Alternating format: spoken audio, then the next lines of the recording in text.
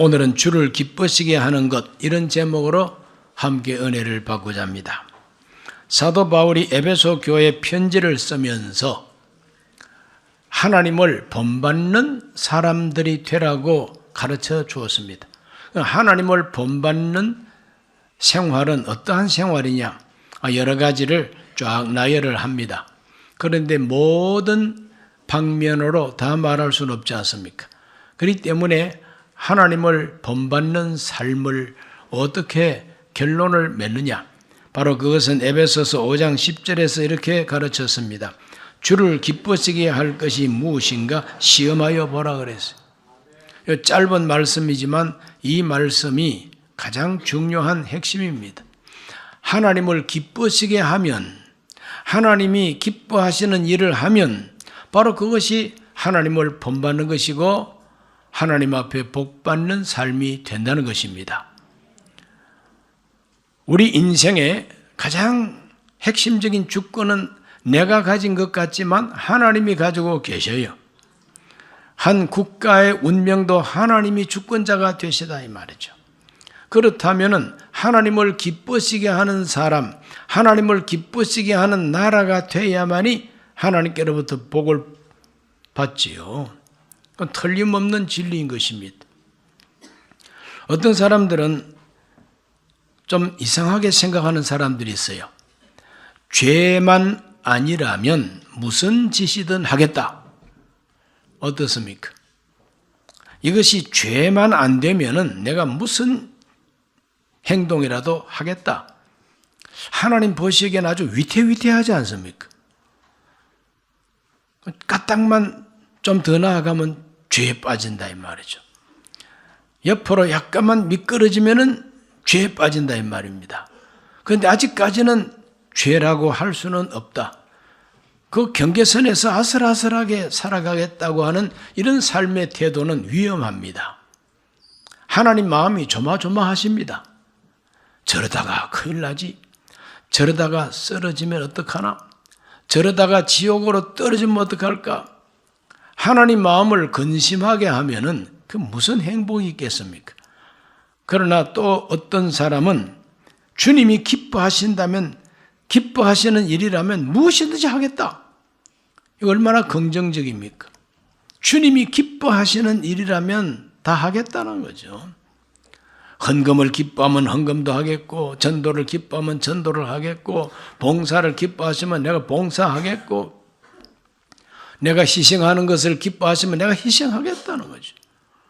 그러므로 주님이 기뻐하신다면 무엇이든 하겠다. 바로 이 태도야말로 하나님을 기쁘시게 하는 태도요, 하나님 마음에 맞는 삶의 자세임에 틀림이 없습니다.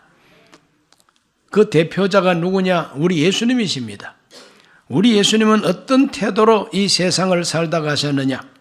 요한복음 8장 29절은 말합니다. 나를 보내신 이가 나와 함께 하시도다.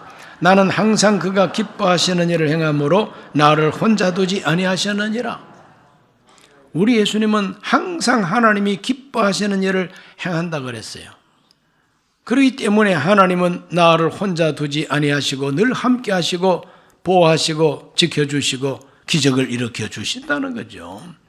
그러므로 항상 그가 기뻐하시는 일을 행하게 되시기를 바랍니다.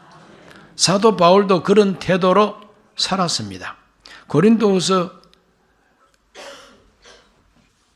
5장 9절 말씀을 다 같이 한번 읽어봅니다. 그런즉 우리는 몸으로 있든지 떠나든지 주를 기쁘시게 하는 자 되기를 힘쓰노라. 몸을 떠난다는 것은 바로 죽는다는 말입니다. 내 영혼이 내 몸을 떠나는 것이 생물학적 죽음이 아닙니까? 이 몸을 떠나든지 그대로 있든지 즉 살든지 죽든지 주를 기쁘시게 하는 자 되기를 힘써노라. 이것이 사도 바울의 인생관입니다. 사생관, 죽든지 살든지 주님을 기쁘시게 하는 자 되기를 힘쓰는 바울, 항상 하나님이 기뻐하시는 일을 행하셨던 우리 예수님 본받으시기를 주의 이름으로 축원합니다. 그래서 사도 바울은 어떻게 하면, 무엇을 하면 주님이 기뻐하실는지, 그러므로 주를 기쁘시게 하는 것이 무엇인가 시험해 보라고 그랬어요. 이 시험해 본다는 것은 잘 살펴서 분별한다는 뜻입니다. 또 분별하고 난 다음에 알곡과 죽정이를 가리는 것처럼 골라내라 이 말입니다. 또 그것이 정확하다고 하는 걸 입증을 하고 증명을 해보라는 겁니다. 이것이 바로 시험해 보라고 하는 뜻이 됩니다. 오늘 우리들은 그냥 저냥 신앙생활을 아무렇게나 하지 말고 내가 이렇게 하는 것을 정말 주님이 기뻐하실까? 그걸 시험해 봐야 된다는 것이죠. 증명해 봐야 된다는 겁니다. 그걸 잘 살피고 거기서 선택을 잘 해야 된다는 겁니다. 오늘 우리들은 다른 사람보다도 내 자신의 삶을 살펴서 내가 지금 하나님이 기뻐하시는 그 일을 행하고 있는가? 이거 한번 살펴봐야만 됩니다. 주님이 무엇을 기뻐하실까 생각할 때에 구약 성경을 읽어보면 뚜렷한 한 가지가 나옵니다. 구약 성경 전체를 통틀어서 하나님이 기뻐하시는 것이 하나 있어요. 이게 뭐냐면은 하나님의 목소리를 청종하는 것입니다. 하나님 목소리를 청종하는 겁니다. 하나님 목소리 청종하지 않아가지고 다 빼앗긴 사람이 있습니다. 버림받은 사람이 있습니다. 초대 이스라엘 왕 사울입니다. 하나님이 사울을 선택하셔서 이스라엘의 초대 왕이 되게 하시고 그에게 명령을 내립니다. 하나님께서 주신 최초의 명령을 내립니다. 그게 뭐냐? 아말렉을 진멸하라. 아말렉이라고 하는 이 족속은 출애굽을 할 때에 광야에서 이스라엘 백성들을 아주 비겁하게 뒤에서 공격을 하고 약한 사람들, 노약자들 이런 사람들부터 해코지하면서 침략해 온 족속이 아말렉입니다. 그래서 하나님은 내가 아말렉으로 더불어 대대로 싸우리라 이렇게 말씀하셨습니다. 그러므로 아말렉 족속은 하나님의 원수가 되어 있습니다. 왕을 세운 하나님께서 제일 먼저 내 원수를 네가 가서 갚아라. 내 원수를 네가 가서 진멸하라. 이것이 하나님의 목소리였습니다. 그러나 사울은 하나님 앞에 그 목소리를 청종하지 못했습니다. 아말렉 왕을 살려 데려왔습니다. 왜냐하면 돈을 더 많이 받아내려고 또 진멸하라 그랬지만은 토실토실하고 기름진 그 양과 소떼를 다 몰고 와서 자기 뒷마당에다가 매놨어요. 탐욕이죠. 사무엘이 와가지고 이 짐승들의 울음소리가 도대체 왜 나느냐고, 왜 당신이 하나님 목소리를 청종하지 아니했느냐고 책망을 합니다. 그래서 사무엘의 책망을 우리 한번 읽어봅니다. 사무엘상 15장 19절 말씀을 다 같이 봅니다. 어찌하여 왕이 야훼의 목소리를 청종하지 아니하고 탈취하기에만 급하여 야훼께서 악하게 여기시는 일을 행하였나이까. 하나님 목소리를 듣지 아니하고 자기 욕심 채우는 데만 급했다는 거예요. 하나님 보시기에 악했다는 거죠. 아니 책망을 합니다. 책망을 하니까 이 사울 왕이 변명을 합니다. 뭐라고 변명하는지 읽어보면 15장 20절에서 21절입니다. 사울이 사무엘에게 이르되 나는 실로 야훼 목소리를 청종하여 야훼께서 보내신 길로 가서 아말렉 왕 아각을 끌어왔고 아말렉 사람들을 진멸하였으나 다만 백성이 그 마땅히 멸할 것 중에서 가장 좋은 것으로 길갈에서 당신의 하나님 야훼께 제사하려고 양과 소를 끌어왔나이다 하는지라. 사울의 변명입니다. 아각 왕 하나님께서 진멸하라 그랬지 살려서 오라고 한 적이 없어요. 그 살려온 목적은 그 왕에게 많이 뜯어낼 작정이죠. 자기 탐욕이죠. 양과 소떼도 다 진멸해야만 하는데 살찐 양과 소를 다 데리고 왔어요. 왜? 그 자기 것으로 만들기 위해서입니다. 그런데 뭐라고 변명하느냐? 하나님께 제사를 드릴 때에 제물로 드리기 위해서 데려왔다는 거예요. 내가 원해서가 아니라 백성이 원해서 데려왔다는 겁니다. 비겁한 사람은 언제나 백성을 탓하고 또 백성한테 책임을 넘깁니다. 흔히 말해서 국민의 눈높이, 국민과 함께 이거 들먹이면서 자기 욕심대로 행하는 이러한 비겁한 인간들이 세상에 많습니다. 사울 왕이 바로 그러한 종류의 인간입니다. 하나님 목소리는 청종하지 아니하고 자기 탐욕을 채우고 자기 욕심을 채우기 위해서 변명하고 앉아 있습니다. 다만 하나님께 제물로 드리기 위해서입니다. 이렇게 변명을 했어요. 다만이 문제예요. 저와 여러분도 신앙생활하면서 다만 이것만은 이렇게 불순종하다가는 하나님 마음에 맞지 않습니다. 큰일 납니다. 그러므로 우리 모두는 하나님 앞에 그 음성을 온전히 듣고 청종할 수 있으시기를 바랍니다. 사무엘은 변명만 하고 있는 이 왕에게 하나님의 심판의 말씀을 예언했습니다. 사무엘상 15장 22절로 23절을 읽어봅니다. 사무엘이 이르되 야훼께서 번제와 다른 제사를 그의 목소리를 청종하는 것을 좋아하심같이 좋아하시겠나이까? 순종이 제사보다 낫고 듣는 것이 수양의 기름보다 나으니 이는 거역하는 것은 점치는 죄와 같고 완고한 것은 사신 우상에게 절하는 죄와 같음이라. 왕이 야훼 말씀을 버렸으므로 야훼께서도 왕을 버려 왕이 되지 못하게 하셨나이다. 참 무서운 말씀입니다. 왕이 된 지 오래도 안 됐어요. 아직까지 임명장 받았는데 사인한 잉크도 아직까지 덜 말랐다고 볼 수 있습니다. 그때부터 벌써 하나님의 음성을 청종하지 않아요.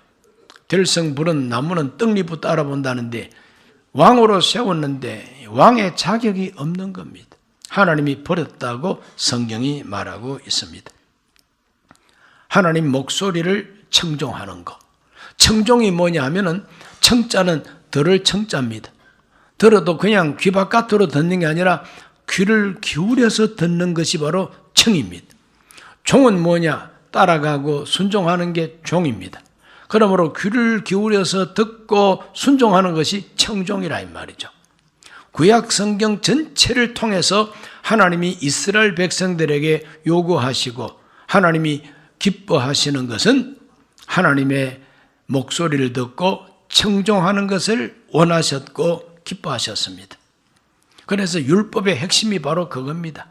내 명령, 내 말, 내 계명을 듣고 지켜 행하면 복을 준다는 것이 하나님의 약속이었어요. 신명기 11장 13절에서 15절을 읽어봅니다.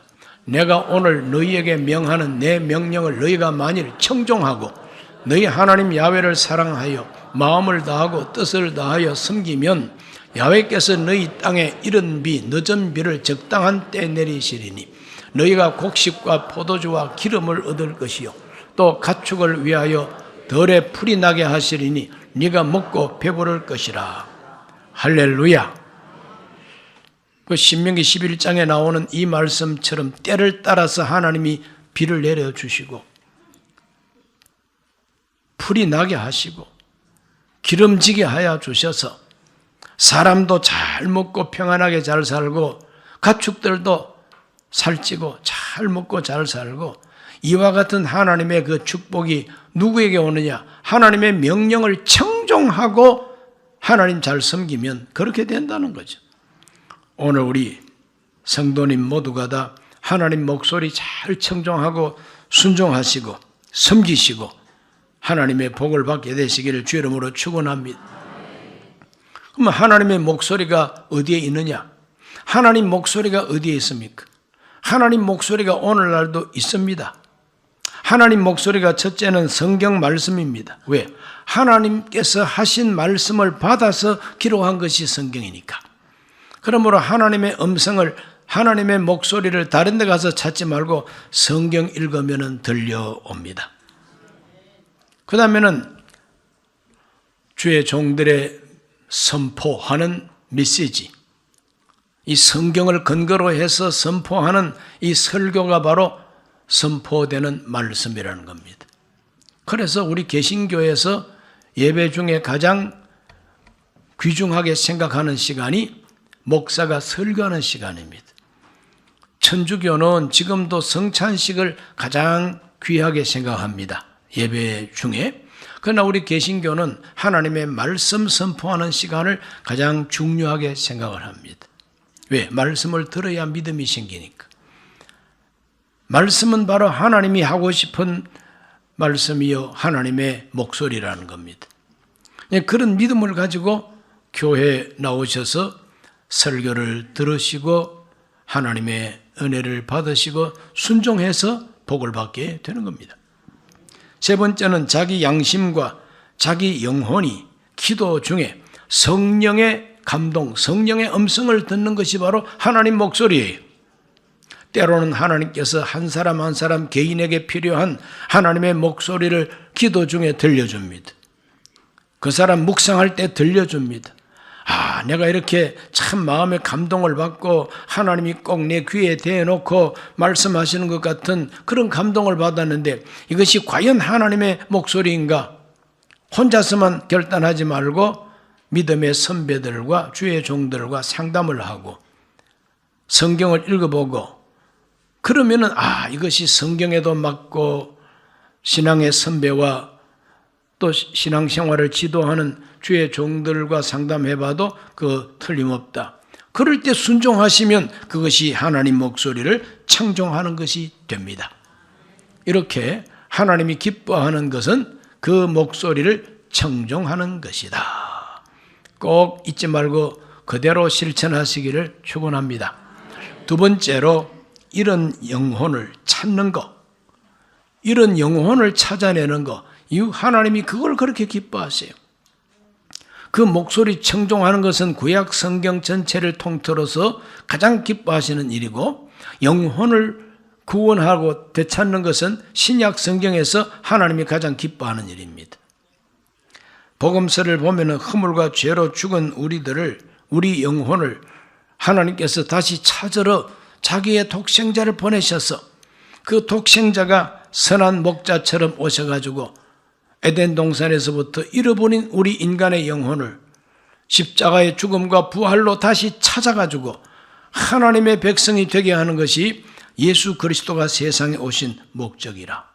그러므로 잃어버린 영혼이 회개하고 예수를 믿어서 구원받는 것, 이거 하나님이 가장 기뻐하는 일이다 이 말이죠. 인정하십니까?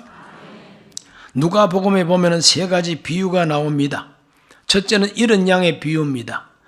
양을 100마리 키우는 목자가 있었는데 한 마리가 없어져서 99마리는 우리에 두고 잃어버린 한 마리 찾으러서 온 계곡과 언덕 그리고 들판과 산을 헤매다가 마침내 찾았어요. 너무너무 기뻐서 그 양을 어깨에다가 메고 집으로 돌아와서 친구들을 불러서 잔치를 열었다고. 그거는 양에 대한 이야기가 아닙니다. 양으로 비유되는 잃어버린 우리 영혼이 하나님 선한 목자 하나님 앞에 발견이 돼가지고 구원받는 것을 말합니다. 누가복음 15장 7절은 이렇게 말하고 있습니다. 내가 너희에게 이르노니 이와 같이 죄인 한 사람이 회개하면 하늘에서는 회개할 것 없는 의인 99으로 말미암아 기뻐하는 것보다 더하리라 그랬어요. 한 사람의 죄인이 회개하고 하나님 앞으로 돌아와서 구원받는 것이 바로 이런 영혼을 다시 되찾는 것입니다.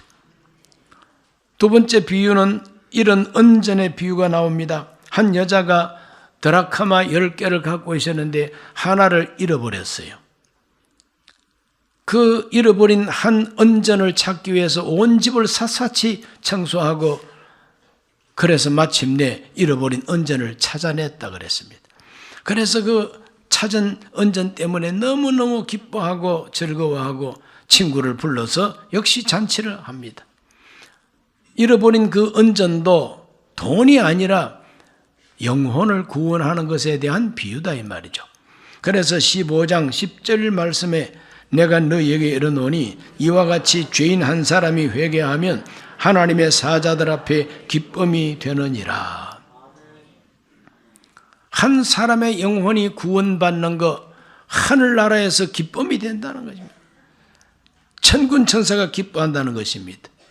오늘 처음으로 교회 나오셔서 예수 영접하고 하나님 앞으로 돌아오는 분들, 눈에 안 보이지만 천군 천사가 박수치고 기뻐한다 하는 걸 믿으시면 그게 거짓이 아닙니다. 참된 진실입니다. 세 번째는 이런 아들에 대한 비유가 나옵니다. 이런 아들의 비유가 나와요. 부잣집에 아들 둘이 있었는데 둘째 아들이 망나니라. 아버지 재산 절반을 빼앗다시피 해서 먼 나라로 가서 허랑방탕하고 다 탕진하고 이제는 굶어 죽게 생겼어. 아버지 집에 종들도 잘 먹고 잘 살지 않는가. 그러므로 아버지가 나를 안 받아주면 내가 일꾼이 되어가지고 품꾼이 되리라. 그런 마음을 가지고 아버지 집으로 돌아왔다 그랬습니다. 아버지 집으로 돌아오는 그 자체가 회개하고 하나님 앞으로 오는 것으로 성경은 비유하고 있습니다. 아버지는 탕진해버린 이 아들을 내쫓을 수가 있습니다. 너와 나의 부자 관계는 끊어진 지가 옛날이다. 우리 인연은 끝이다. 너는 내 아들이 아니야. 집으로 오지 마. 내쫓을 수 있습니다. 그러나 탕자의 아버지는 어떤 태도를 가집니까? 15장 22절로 24절 말씀.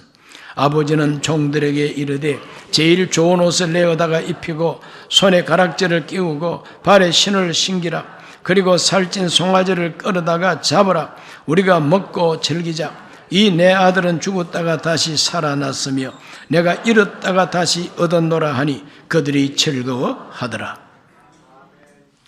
이 기쁨과 이 즐거움은 아버지의 즐거움과 아버지의 기쁨입니다. 탕자의 기쁨이 아니에요. 탕자가 그래도 양심이 있지. 정말 거지가 돼서 돌아와서 쫓겨날 판이지만 아버지가 넉넉하게 받아주니 참 감사한 마음은 탕자의 마음이지만 기뻐하고 즐거워하는 것은 아버지의 기쁨이다 이 말. 하나님의 기쁨이다 이 말이죠. 죄인 하나가 회개하여 돌아오면 하나님께 기쁨이 된다는 것이죠. 참 하나님은 영혼 구원을 기뻐하십니다. 탕진해버린 돈 그게 관심이 없습니다. 야, 너 가가지고 얼마 쓰고 얼마 남겨왔니? 동전 한 푼도 못 남겨서 에라 나가 죽어라. 그런 아버지가 아니죠.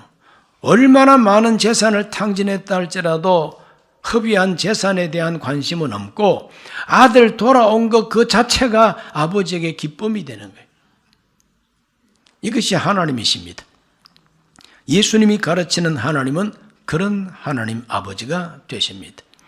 그 집의 큰아들이 하루 종일 일하고 피곤한 몸을 이끌고 정말 참 이마에 땀을 훔치면서 집으로 오는데 평소에는 집이 썰렁했는데 오늘따라서 집에서 막 풍악 소리가 들리고 기뻐하는 소리가 들려오고 이거 이상하다 웬일이냐. 주막집에 들러서 우리 집에 무슨 일이 생겼느냐고 물었을 때 그 주막집 주인이 도련님, 둘째 도련님이 어디 갔다 왔는지 냄새를 피우고 거지가 돼서 돌아왔어요.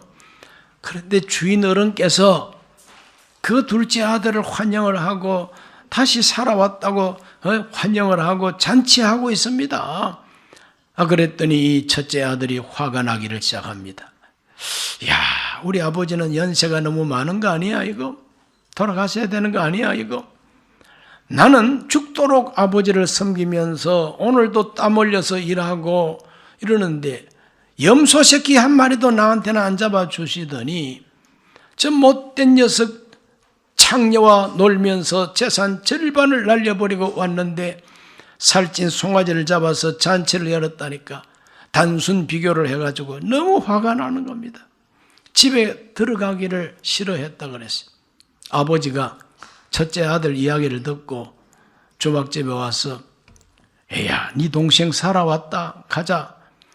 그러나 그 첫째 아들은 벌써 술을 거나하게 마시고 화가 나니까 평소에는 막걸리만 마셨는데 오늘따라 너무 화딱지 나니까 빼갈 갖고 오시오. 양주 있으면 그 양주 갖고 오라고.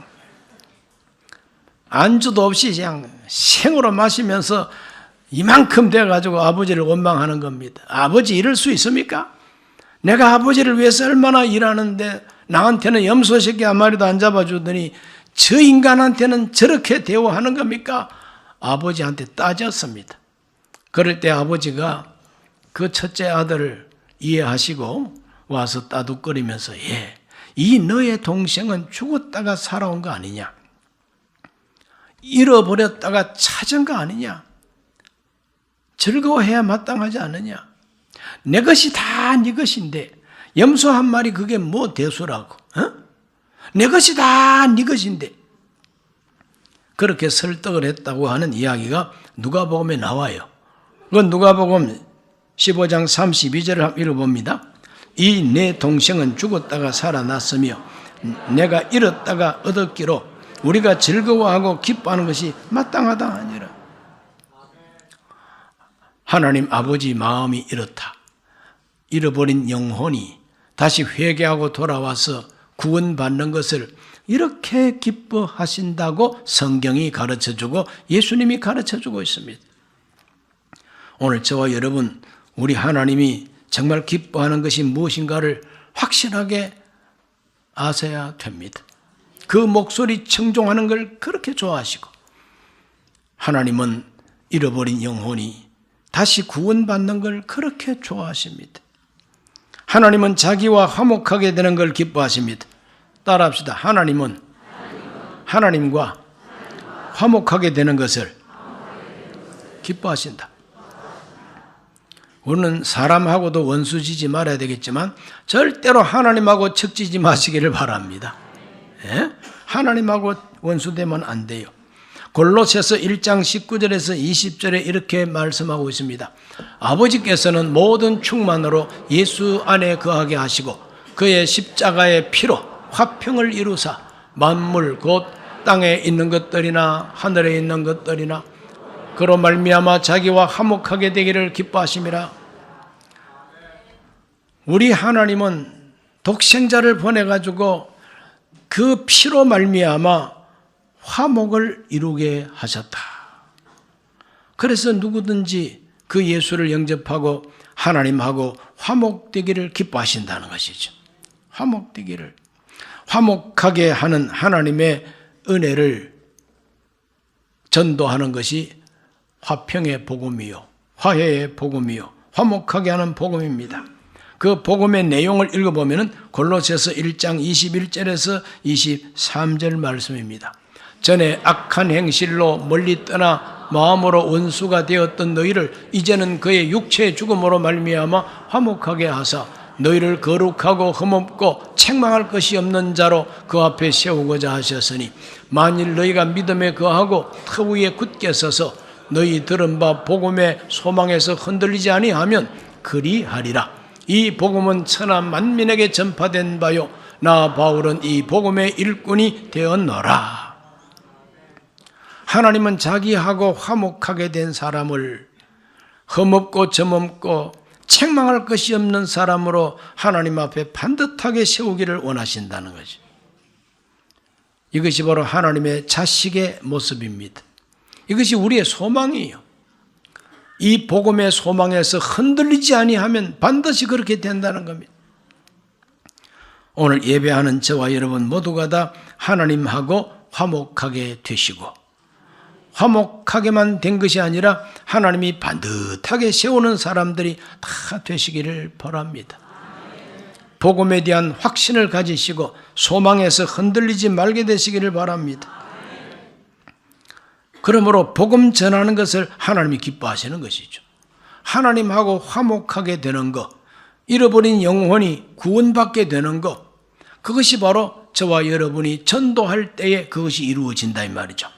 그러므로 우리 모두는 이 새해에 영혼 구원을 위하여 나도 한 사람 꼭 구원하겠다는 결심을 하고 전도하게 되시기를 주의 이름으로 축원합니다. 하나님은 자기하고 화목하게 되는 걸 그렇게 기뻐하시고 그 일을 위하여 충성할 때에 하나님이 상 주신다고 성경은 분명히 약속하고 있습니다.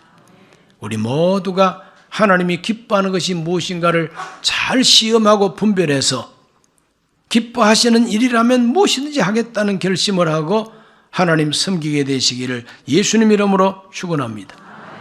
기도합니다. 하나님 아버지, 오늘 주님 앞에 나와 예배하는 우리 모든 성도들 한 사람도 빠짐없이 주를 기쁘시게 하는 자가 되게 하여 주옵소서. 날마다 주님이 기뻐하시는 일을 행하게 하여 주옵시고 힘쓰게 하여 주옵소서.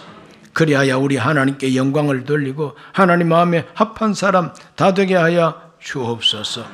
예수님 이름으로 기도하옵나이다. 아멘. 오늘 처음 교회 나오신 분 계십니까?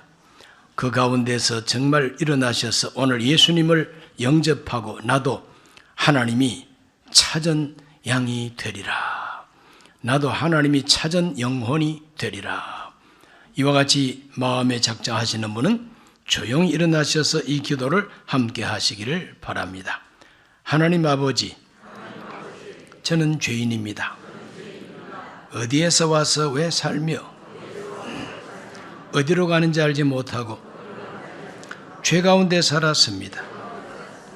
저의 죄를 위하여 십자가에서 죽으시고 부활하신 예수님을 제 구주로 모셔드립니다. 저는 하나님 자녀가 되었습니다. 지금부터 영원토록 주님과 함께 살겠습니다. 예수님 이름으로 기도드립니다. 아멘.